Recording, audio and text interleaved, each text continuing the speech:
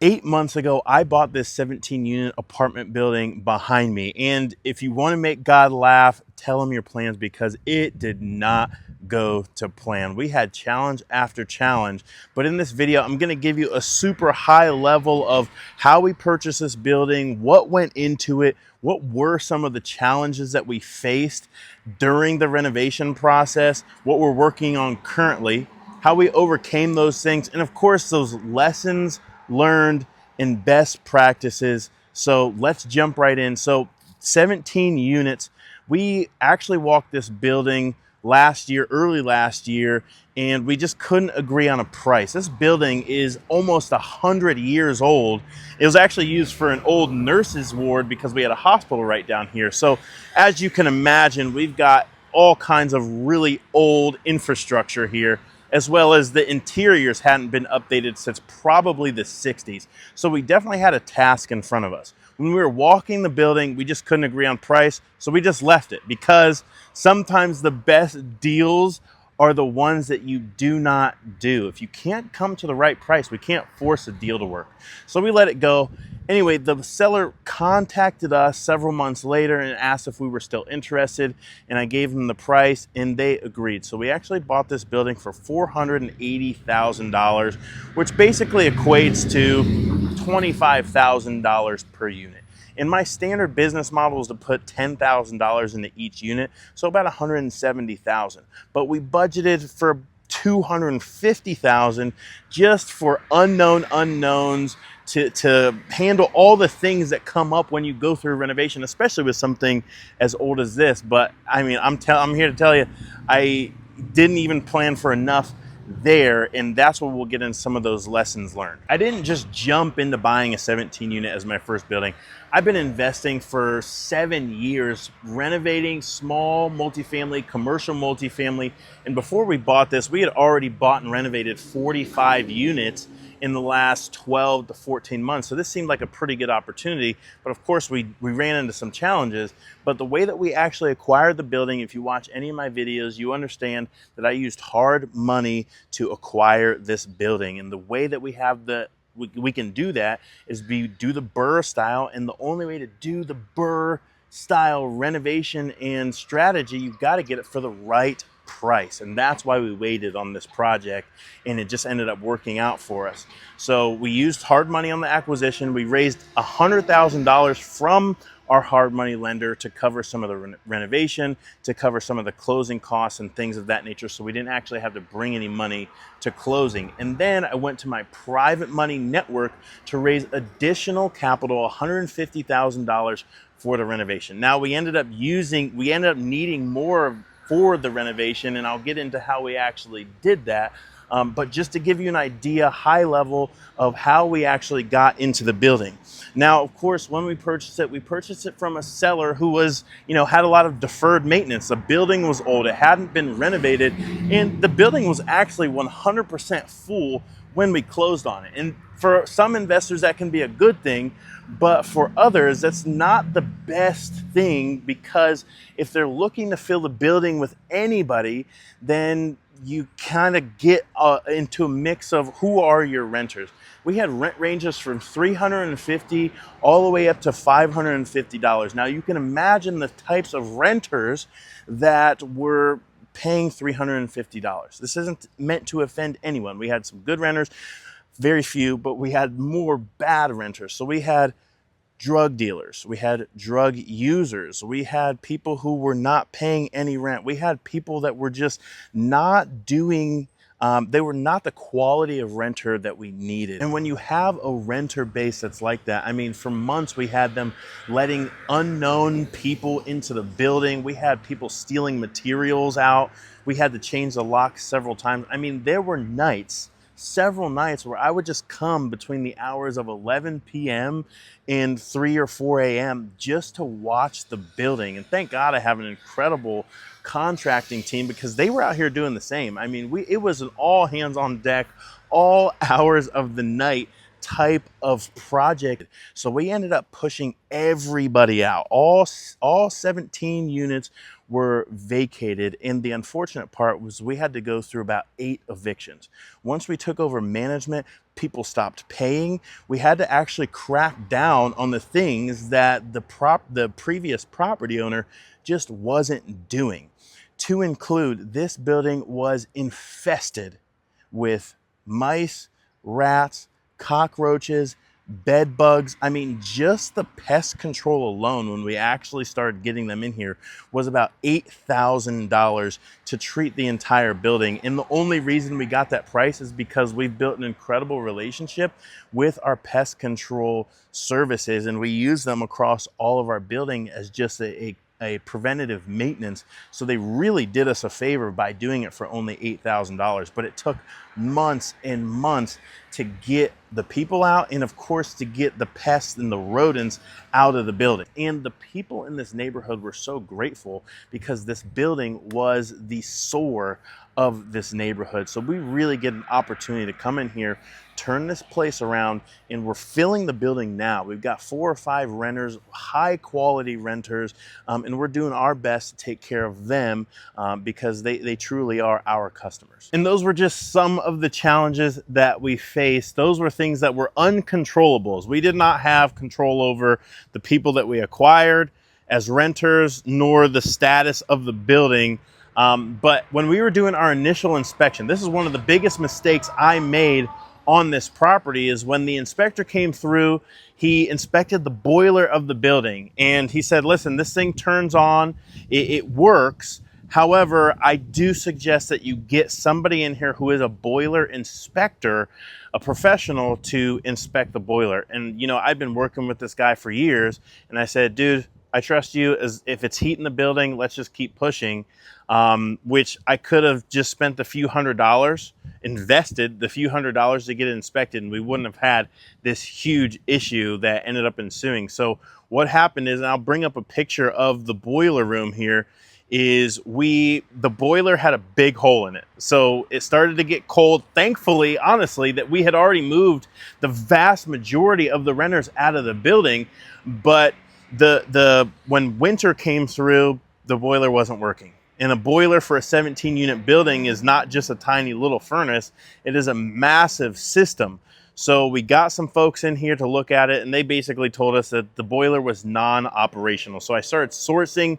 I got multiple quotes for different systems, and we're talking from ranges from $40,000 all the way up to $62,000 to get a brand new boiler in there, which, if you remember, that blows out my budget in terms of what we had prepared for, because the excess capital that we had was to sustain us through several months of an empty building, because we knew we were going to have basically a mass exodus with all of our renters. So this story actually gets worse from here. So my main contractor, who's an amazing guy, he and his team, they suggested a boiler guy that they knew. And long story short, this guy comes in, should have done a background check on him. This guy was basically a criminal. He seemed like a really nice guy, and I think he meant well, but he just did not have what it takes to get this boiler system in there. And even though he was registered and licensed and all those things and had worked on boilers before, it just did not go well. The timeline was extremely long, couldn't get a hold of him, his assistant, and it just turned into a nightmare story where 5 months later, after getting the boiler installed, they just packed up their stuff and walked away and told us that it was all our fault as to why the boiler wasn't up. So we initially spent about $45,000 to get a new boiler in there. And as of right now, that boiler does not heat the building. I've got several other guys coming in to check on the boiler long before we get to the winter season, but that not only cost us the $45,000 plus the incidentals of paying this guy and dealing with the repercussions of not hiring the right individual and the right team, but this was in the middle of winter. So we had a cold snap. It was negative 10 degrees for several days. I mean, weeks. It was incredibly cold. So we had a freezing building. It stopped our renovations. We were painting the walls and the paint was just falling right off the walls. So it just stopped us up for months and months. And of course, this building, it costs about $12,000 a month to operate. And when it's completely empty, that $12,000 comes right out of our reserves every single month. And so we needed to do a ton of work in order to right the ship on this. So what I ended up doing is I have a project down the road that's got a ton of equity in it. We ended up pulling $100,000 of equity out of our personal or one of our other business projects and threw it into this project just to keep the lights on, to keep the contractors paid, and to get this building across the goal line, because we have not refinanced yet. We're still under our hard money loan. We're coming to a close now, but here's the beautiful part is if you just stick through it, you just put your head down and you do what is absolutely necessary to get the deal across the goal line. I think a lot of operators, especially more new, would kind of roll over and say, you know what, this was just a failed project, because it is a massive hill to climb to get a project out from the grave, if you will. So how we overcame that is obviously with a check. You get more money into the business, you can right the storm. You can just ride it out. But also, I'm standing in one of our brand new renovated kitchens. When your renovations speak for themselves, the renters will come. And that's what we need to do. A part of our keeping our head down and getting through the business model is to just renovate the units and work really hard to fill them with high quality renters. Not the quality of renters that we had when we first got into the building, but a new level. And that is an uphill battle because a lot of people in the neighborhood know what this building was. So we got to get good signage out front. We've got to make sure that we are presenting a professional product, both here with our renovated product, but also when people call in and what do our pictures look like when they see us online. And there's a lot of different ways to just professionalize your business, your real estate business, to make sure that you're putting your best foot forward. But also, as you know, with commercial multifamily, the properties value is based off of income, not sold comparables. So not only do we have the rental income from this business that creates the value for the building, but we also are renovating the laundry room downstairs. You can see pictures or a video of this online are on the screen, but that laundry income increases the bottom line by $600 to $700 a month, and even more than that depending on how much the renters do laundry here. And then we're also supplying Wi-Fi to the building. To get that installed, it costs us $15 per unit to have Wi-Fi for the building, but we charge back to the renters $35. They still get a great rate for their Wi-Fi, but we keep a $20 spread, which brings about $340 to our bottom line. And then here we also have storage lockers that we'll rent that will bring in a couple $100 there. So those things alone will add about $150,000 worth of value to this project. So that way, when we go to refinance, we have an even greater income, which presents a greater value, giving us even more margin to pay back our hard money lender, pay back our private investors, and even if we get to keep some of that margin, meaning we get back above and beyond what we pay out to our investors, can help right the storm as well because of what we came out of pocket to keep this project moving along. So was this building worth it?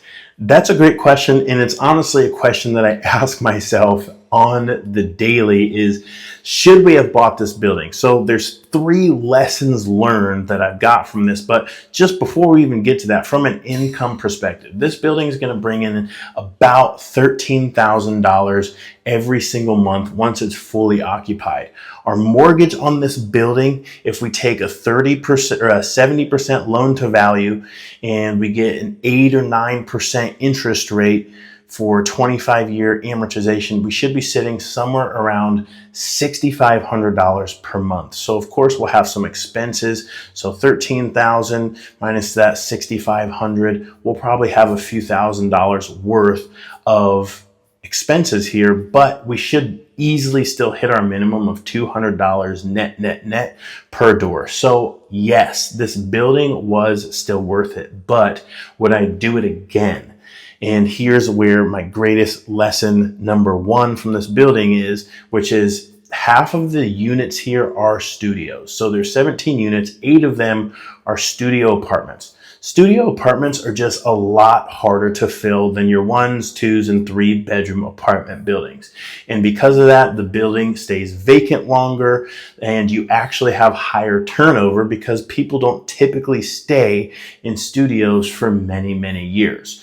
Lesson number 2 is you cannot, and I can't stress this enough, you cannot spend too much on your due diligence phase. When I was doing my inspection, I was worried about not spending too much money getting a boiler inspector when it realistically cost me $60, $80, $100,000 that one mistake, because I could have had someone inspect it and then go back and use that as leverage with the selling team, which would have allowed us to get an even better price on this building, even though the price was really good, or so we thought. So you can't spend enough time and you can't spend enough money. So make the investment. One of the things that we have always done on our inspections is we get every drain scoped to make sure there's no blockages going on underneath the building, and we use that as leverage. So I will be taking that tool and putting it in my tool belt for the boiler and all the mechanicals. We want to make sure that the most expensive parts of the building are squared away. And then the last lesson learned is the resilience. And honestly, looking at it from a big picture, one of the things one of my mentors said to me recently was, if your greatest challenge in life can be solved with a check, is it really the greatest challenge in life? This building could have created a ton of stress in our life. It could have created stress between me and my wife. It could have created stress between me and my other relationships and my team, because we're running a team with our business here. There are greater challenges that people are facing all around the world than me worrying about how this project is gonna get done.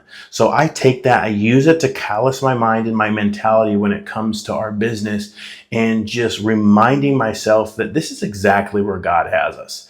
God has us in this season to strengthen us, to grow through the problems. And honestly, I attest I hardly have any stress in this business. It's mind blowing. But even during this season, there was a moment of stress and my wife corrected me. She said, "What are you going to do?" I said, "We're going to pray." We came over here, we prayed over the building. After that boiler contractor screwed us over, we prayed over the building. There was a tree that fell, and it should have, like by no means should it not have hit the building, but it got stopped by a pine tree and it would have created tons of damage. And then it fell a couple days later. The trajectory would have had it on the building, but it fell. It didn't even touch our fence. So I just, I know that the favor of the Lord is on this business. I know the favor of the Lord is on this building. And just by continuing to step in, God is going to bless us, because he who gains wealth little by little will keep it. But those who try to gain it hastily, they're going to lose it. So all that to say, those are my greatest lessons learned. This is how we bought this 17-unit apartment building. Would I do it again? I'm not sure, but it definitely wouldn't have any studios in it. But just follow along. If this video served you, if this video blessed you, go ahead and throw a like, throw a comment, share this video. But of course, stay tuned, because I'm going to be posting more content around how to buy commercial multifamily buildings just like this one, and how to right the ship when you get caught in a storm. May God bless you, and Godspeed.